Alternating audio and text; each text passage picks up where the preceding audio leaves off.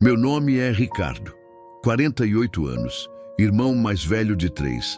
Trabalho como técnico de manutenção industrial desde os 18. Nunca fui o filho que estudou fora. Nunca fui o que tirou foto com diploma em moldura dourada na parede da sala da minha mãe. Esse papel sempre foi do Rodrigo, o do meio, 3 anos mais novo que eu, formado em administração, cabelo sempre penteado, o que sabia falar bem nas reuniões de família. Eu era o outro, não o problemático, não o que criava confusão, só o outro, o que aparecia no domingo com a camisa que minha mãe dobrava e saía na segunda com a bolsa nas costas antes das 6 da manhã. O que quando alguém perguntava, e o Ricardo, o que faz? Recebia como resposta um aceno de cabeça e uma virada de assunto. Durante 12 anos, eu fiz uma coisa que nunca contei para ninguém na família. Todo dia 15 do mês, eu transferia dinheiro. Não era muito. Variava entre 300 e 700 reais, dependendo do mês. Às vezes mais, quando minha mãe precisava de remédio.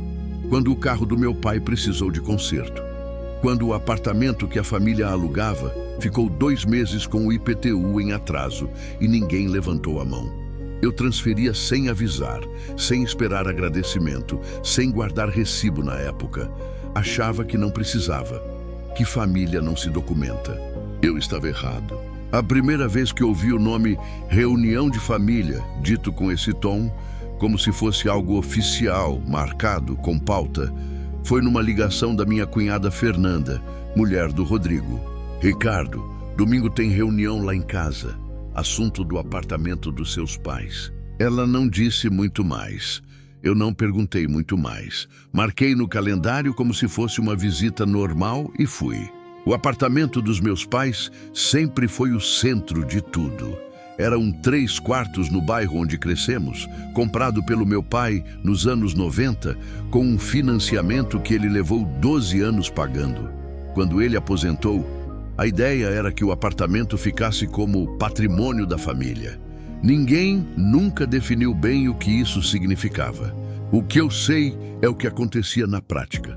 Quando o condomínio atrasava, minha mãe me ligava. Quando o chuveiro do banheiro quebrou e o encanamento do vizinho de cima alagou o banheiro deles, minha mãe me ligava. Quando meu pai foi internado por 3 dias em 2019 e o plano de saúde cobriu menos do que esperavam, minha mãe me ligava. Eu nunca recusei. Não era heroísmo, era hábito. Era o jeito que eu entendia que família funciona. Você tem condição, você ajuda. Você tem um salário que dá, você divide. Eu nunca pensei naquilo como sacrifício. Pensava como obrigação. A minha, que eu escolhi carregar porque os outros não carregavam. O Rodrigo tinha empresa, tinha sócio, tinha filhos na escola particular, tinha parcela de carro novo. Sempre tinha uma razão para não poder. E a razão sempre soava razoável quando vinha dele, porque ele explicava bem. Gestos, pausas na hora certa, a voz de quem entende de gestão. A minha mãe ouvia o Rodrigo explicar por que não podia ajudar naquele mês e assentia. Ouvia eu dizer, tudo bem, eu pago. E já estava discando para o encanador. Minha irmã mais nova, a Camila, morava em Campinas. Tinha 2 filhos pequenos, marido motorista de app. Nunca cobrei nada dela. Era a que eu menos esperava que pudesse ajudar. Mas também era a que menos perguntava como eu estava. Durante 12 anos, eu fui o colchão da família, o que absorvia o impacto antes que chegasse nos outros. E eu achava que todo mundo sabia disso. Se você já foi esse alguém na sua família, o que segurou tudo sem que ninguém percebesse, deixa um comentário aqui embaixo. Só um ponto final. Eu leio todos e antes de continuar, se essa história já está fazendo sentido para você, aperta o play no próximo vídeo que aparece na tela. Tem uma história que vai te pegar do mesmo jeito. O domingo da reunião chegou com chuva fina. Eu cheguei às 2 da tarde, como tinha sido combinado. Estacionei na rua, porque a vaga na garagem do prédio estava com o carro do Rodrigo. Subi com o guarda-chuva molhado, bati na porta. A Fernanda abriu sorrindo do jeito que ela sempre sorri quando tem visita. Aquele sorriso de anfitriã que não chega nos olhos.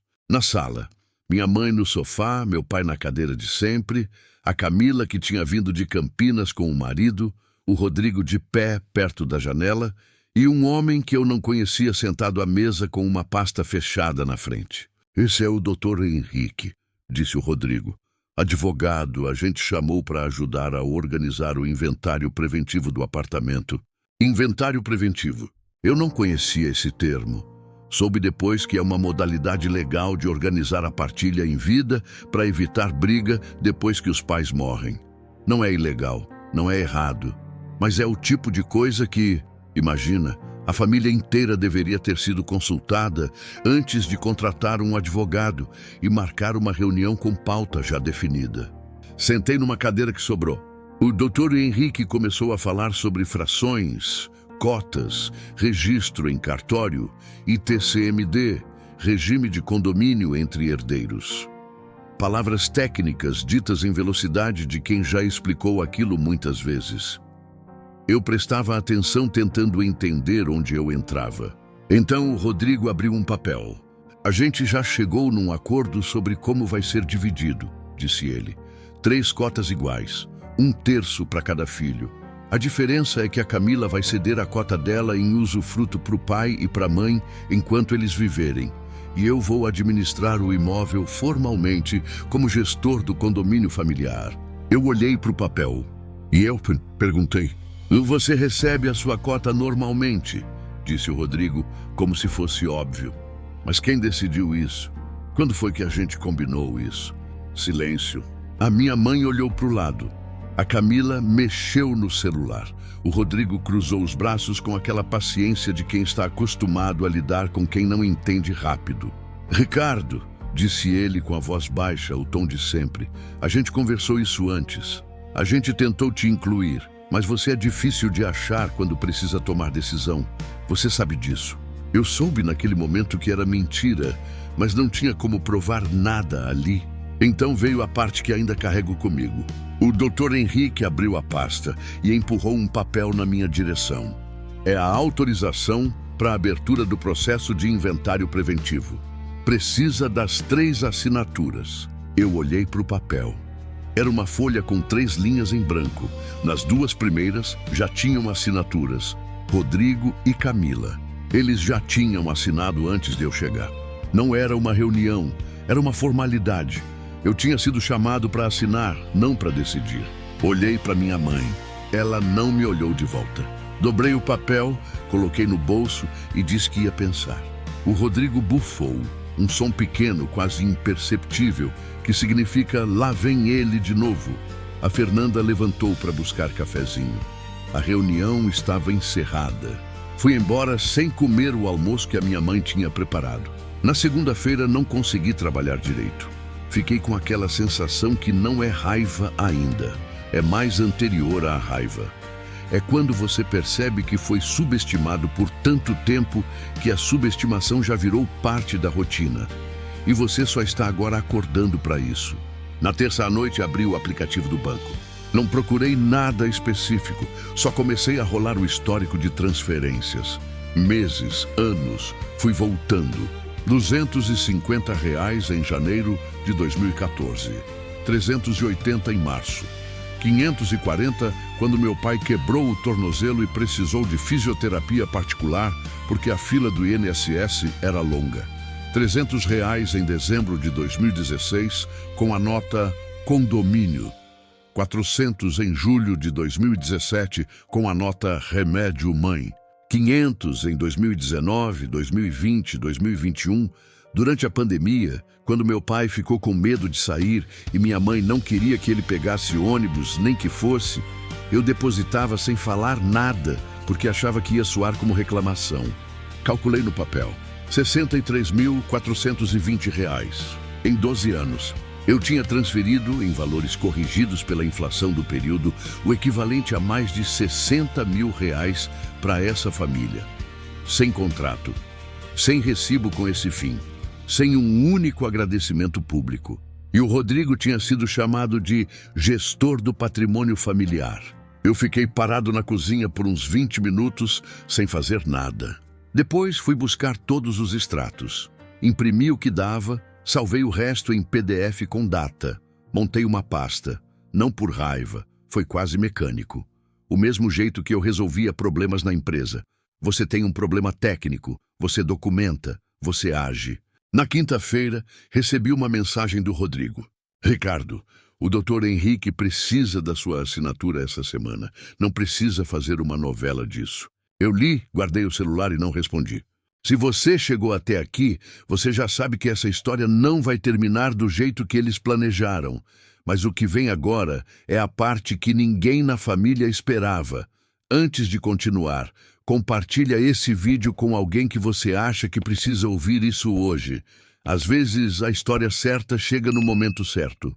Passei uma semana inteira pensando se eu ia usar aquele extrato. Não era uma decisão simples, porque usar aquele extrato significava dizer em voz alta para toda a família: eu ajudei vocês e vocês não reconheceram.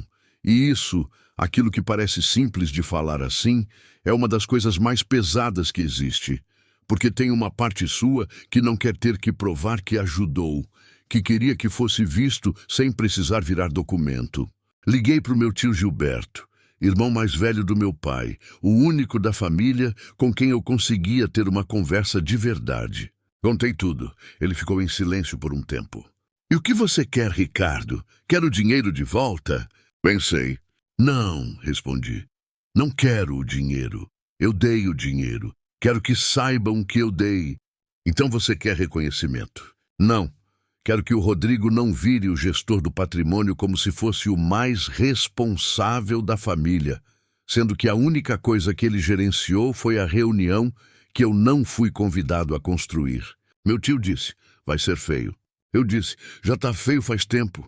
Marquei uma reunião, não com o Dr. Henrique, só com a família, minha mãe, meu pai, Rodrigo, Camila, sem advogado na sala.